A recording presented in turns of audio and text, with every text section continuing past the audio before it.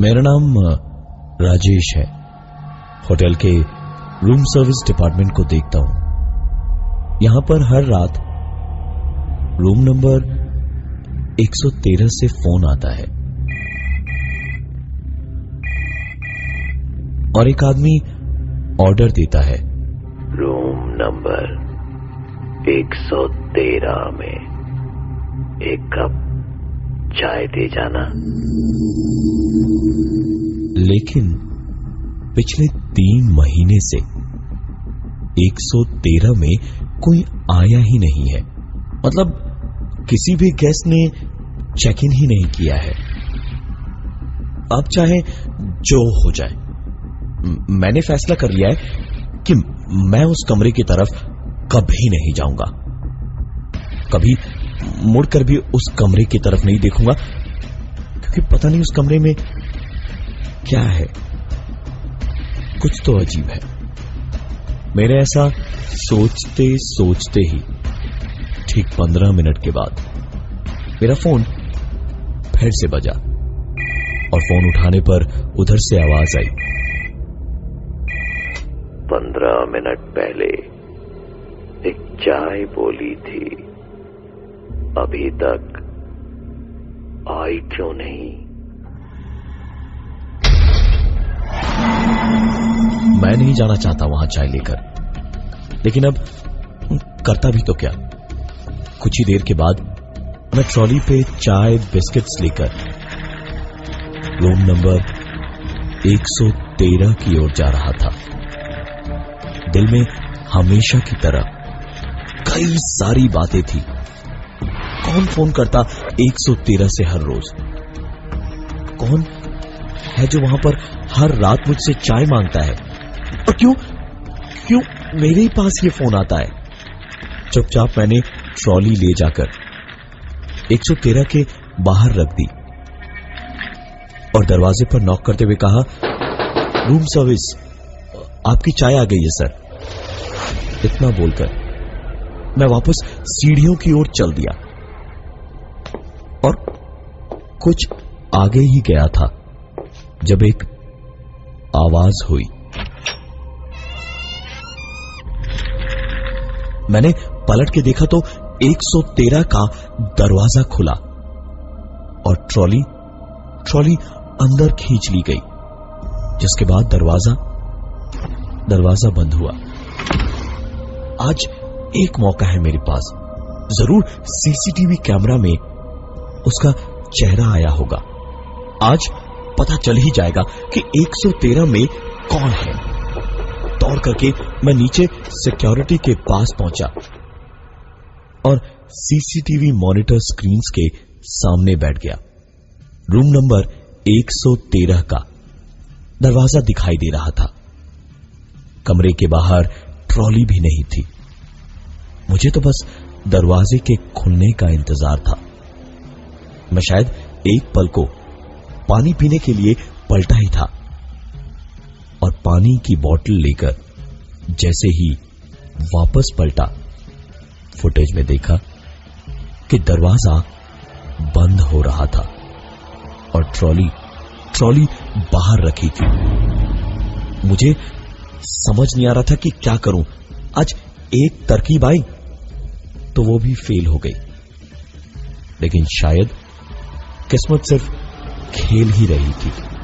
जब मैं हताश होकर वहां से उठने वाला था, तभी एक अनजान इंसान मुझे 113 की ओर जाता हुआ दिखाई दिया। उसकी पीठ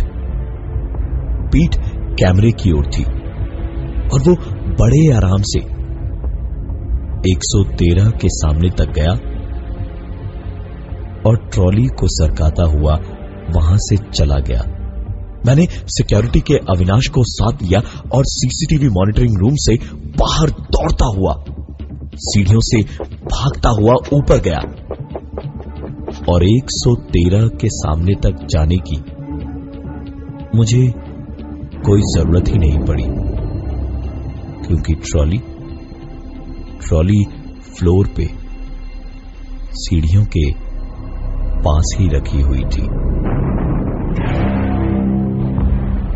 अविनाश को साथ लेकर मैं सीढ़ियों से ऊपर भागा, फिर 2 फ्लोर और ऊपर गया, वापस नीचे आया, लेकिन वो इंसान हमें कहीं दिखाई नहीं दिया। और साथ ही जो ट्रॉली सीढ़ियों के पास रखी हुई थी वो अब वहां थी ही नहीं। यह आज आखिरकार क्या हो रहा था मेरे साथ? अविनाश को लेकर मैं नीचे वापस सीसीटीवी मॉनिटरिंग रूम में गया और तभी वो आदमी फिर से दिखाई दिया।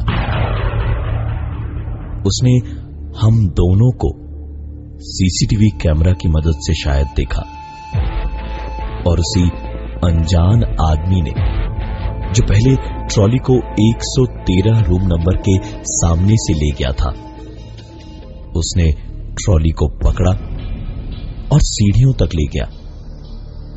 और उसके बाद पूरा वीडियो अचानक ही धुंधला हो गया।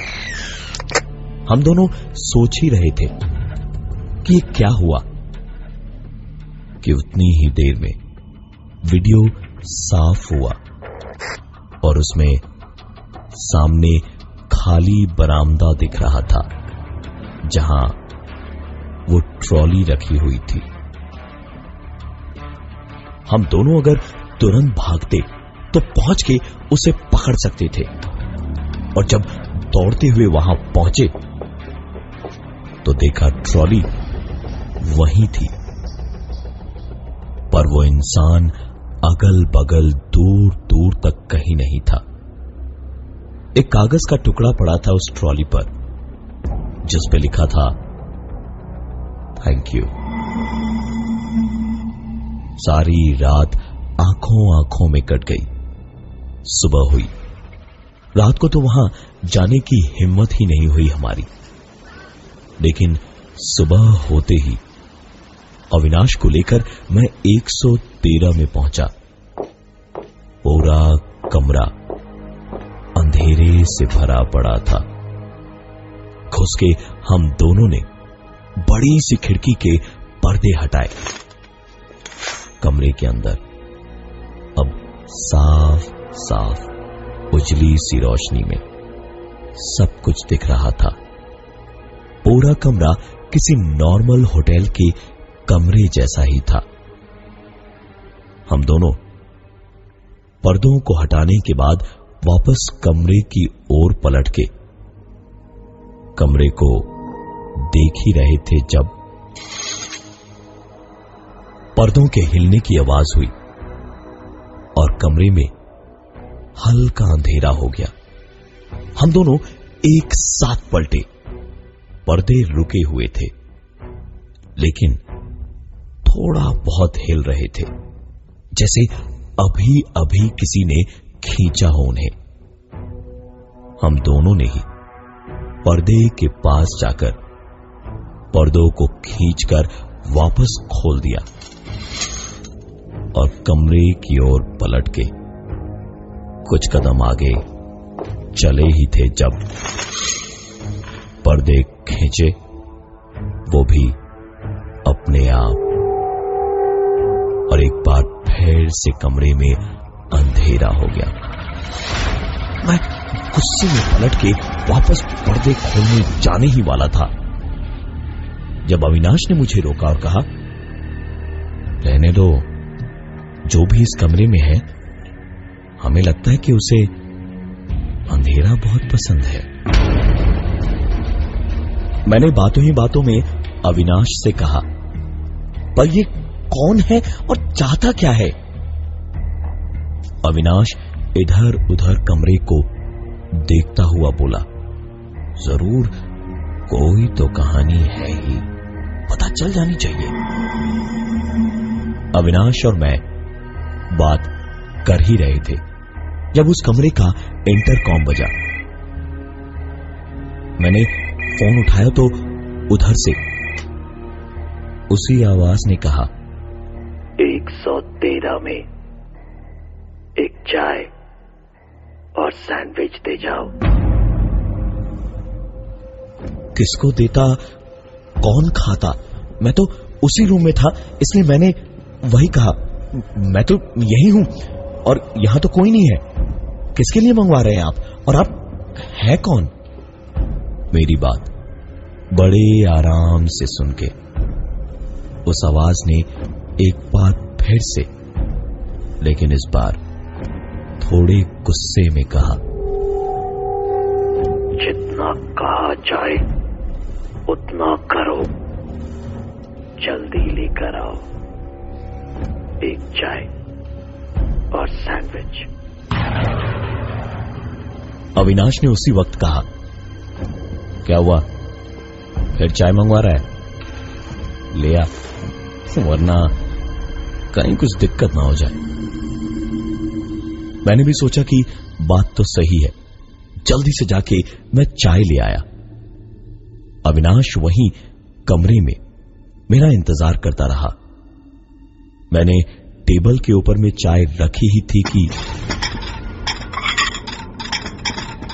मैं चिल्लाया, भाग अविनाश, भाग यहां से। और इतना बोलते के साथ ही मैं वहां से भागकर बाहर निकला। लेकिन कमरे से बाहर निकलते ही मैंने देखा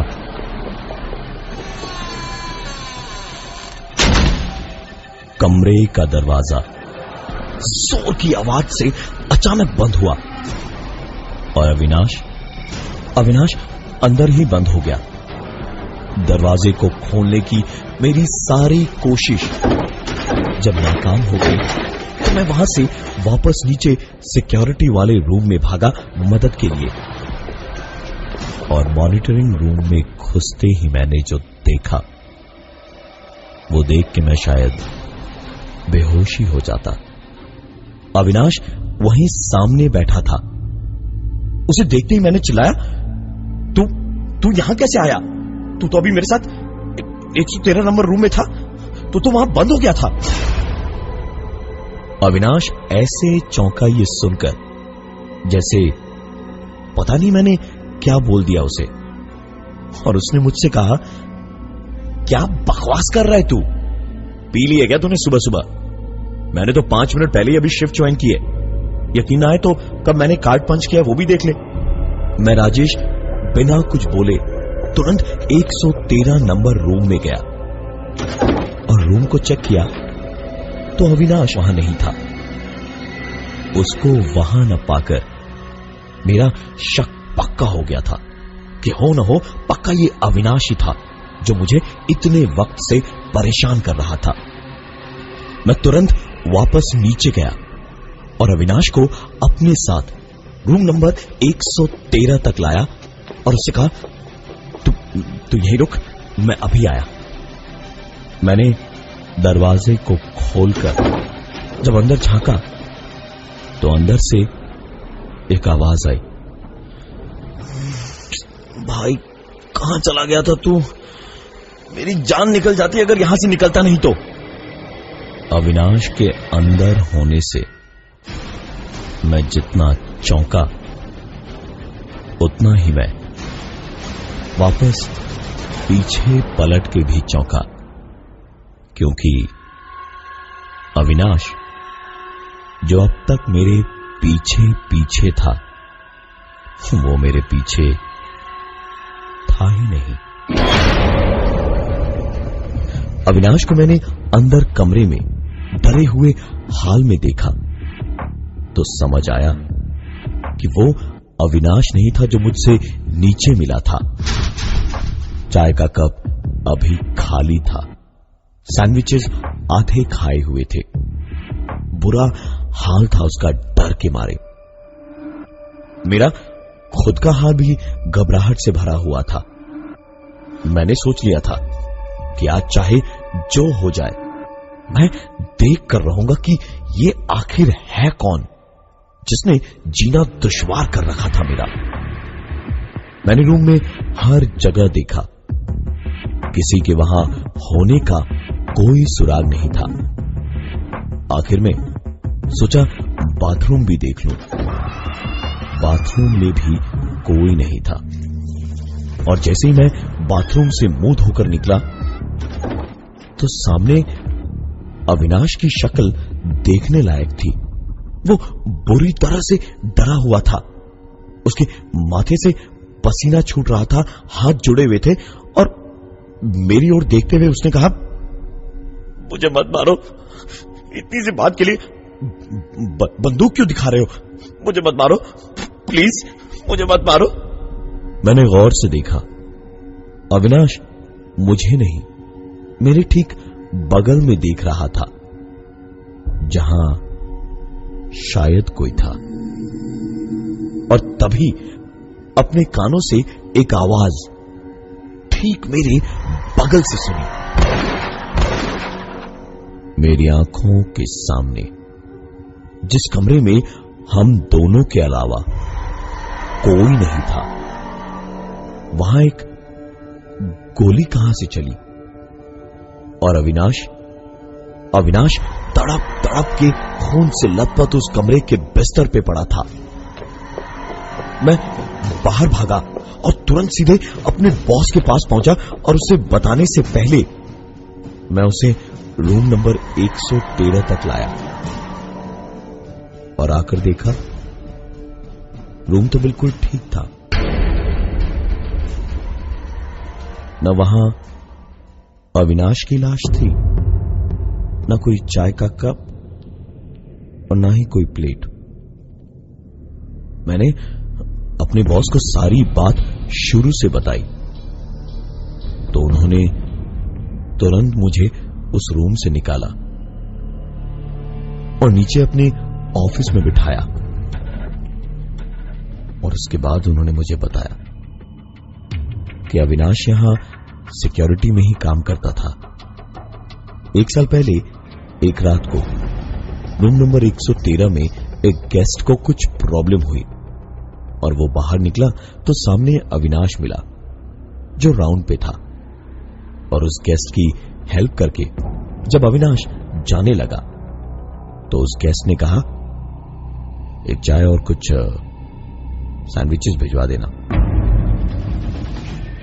अविनाश सिक्योरिटी में था इसलिए उसने कहा कि सर मैं सिक्योरिटी में हूं, आप 3 डायल करके रूम सर्विस में ऑर्डर दे दीजिए।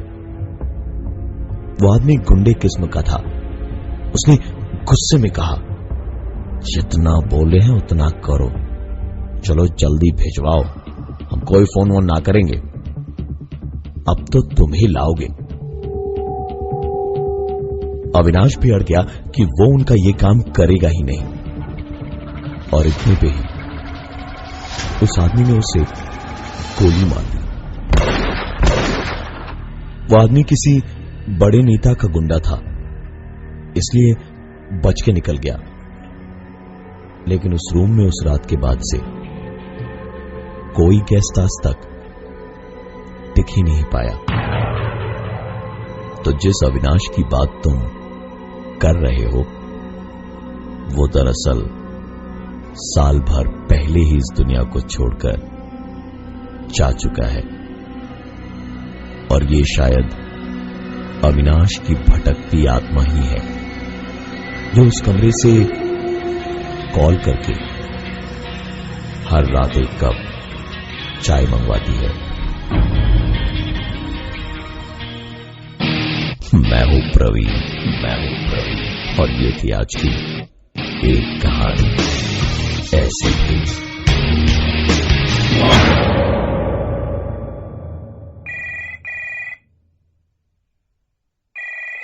मैं प्रवीण बोल रहा था।